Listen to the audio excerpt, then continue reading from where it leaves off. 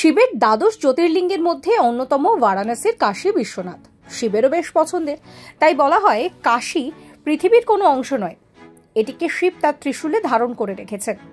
কয়েক হাজার বছরের সভ্যতার ইতিহাস এখানে আজও জীবন্ত। বরুণা এবং অসি এই দুই নদীর মধ্যবর্তী অংশই হলো বারাণসী।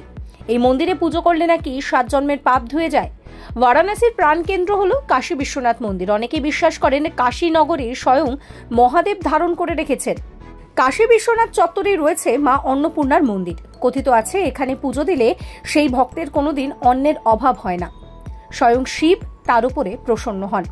কাশী বিশ্বনাথ মন্দির যেমন সেজে ওঠে, তেমনি কিন্তু মন্দিরকে ঘিরে কাশী শহরও সেজে ওঠে। শ্রাবণ মাসে এখানে দেশ বিদেশ থেকে বহু ভক্ত ভিড় করেন। কাশীর বিশ্বনাথ মন্দির শিবের দ্বাদশ জ্যোতির্লিঙ্গের অন্যতম। হিন্দু ধর্মের প্রচলিত বিশ্বাস অনুসারে কাশীতে এলে মানুষের সব পাপ ধুয়ে মুছে যায়, আত্মা এখানে শুদ্ধ হয় এবং জীবনের যে গোপন সত্যি তাও উপলব্ধি করা যায়। সেই কারণেই দেশ বিদেশ থেকে প্রচুর মানুষ কাশী বিশ্বনাথ মন্দির দর্শন করতে আসেন। বিশ্বনাথ মন্দির ছাড়াও এখানকার গঙ্গার ঘাট, ভৈরব মন্দির ইত্যাদি কিন্তু বিশেষভাবে প্রসিদ্ধ।